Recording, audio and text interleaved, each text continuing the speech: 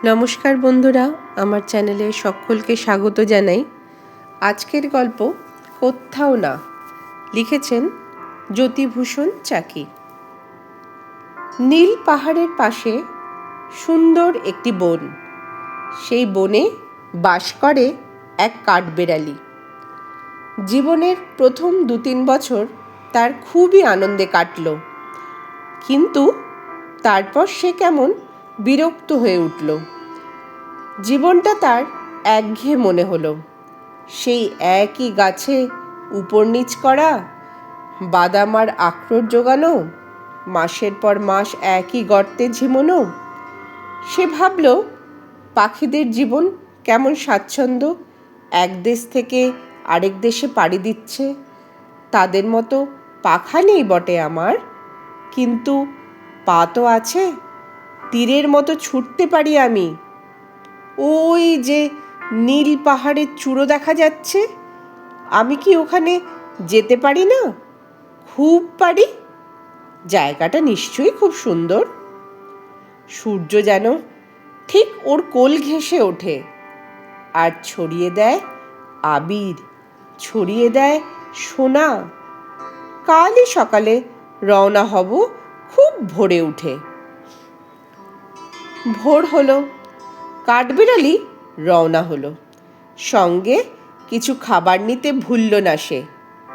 কাঠবিড়ালি তো উপর নিচ করায় অভ্যস্ত, তবুও প্রথম ধাপটুকু উঠেই সে হাঁপাতে লাগলো। অনেকক্ষণ জিরিয়ে নিল, খাবার খেলো। দুপুর গড়িয়ে এলো।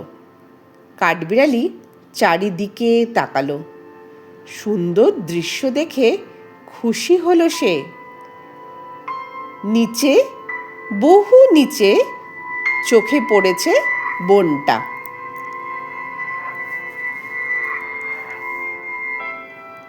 কাঠবিড়ালি কেমন গর্ববোধ করলো।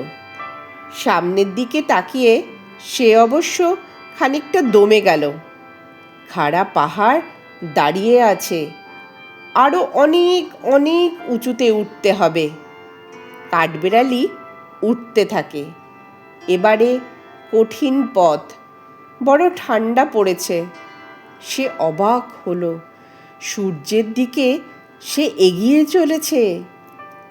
কোথায় গরম বোধ হবে তা না, হাত পা যেন জমে আসছে। আর চলতে পারছে না সে। চারিদিকে তাকালো, কিছুই চোখে পড়ে না। কুয়াশার পর্দা, কনকনে হাওয়া ঝড়ের রূপ নিল। গুঁড়ো বরফের ঝড়, এগানোও যায় না, পেছনেও যায় না। কি করে কাঠবিড়ালি? সন্ধেবেলায় ঝড় থামল। কাঠবিড়ালি ক্লান্ত দেহটাকে কোনো মতে টেনে নিল পাহাড়ের এক গর্তের মধ্যে। রাতটুকু সেখানেই কাটালো সে। বড় বিশ্রী রাত। ভোর হলো, কাঠবিড়ালি বেরিয়ে এলো। ভাবতে লাগলো কোন পথ ধরবে সে। এমন সময় এক চিল ছোঁ মেরে শূন্যে নিয়ে গেল তাকে। আহা, বেচারি কাঠবিড়ালি! এদিকে এক ঈগল তাড়া করলো চিলটাকে।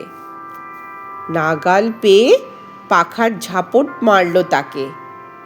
চিল নিজেকে সামলাবার জন্য কাঠবিড়ালিকে মুখ থেকে দিল ছেড়ে। কাঠবিড়ালি আকাশ থেকে পড়ছে। পড়বি তো পর একটা গাছের ঘন পাতার মধ্যে। খুব বেশি চোট লাগলো না তার। কাঠবিড়ালি চোখ বুজে পড়ে রইল। মাথার মধ্যে ঝিমঝিম করছে।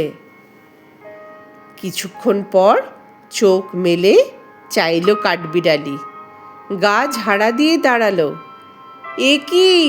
এ যে সেই গাছ, যে গাছে তার বাসা, তার আদরের বাসা।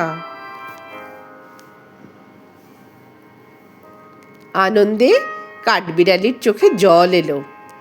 গাছের একটা শাখা আদরে জড়িয়ে ধরে সে বলল, আর তোমাকে ছেড়ে কোথাও যাব না, কোথাও না।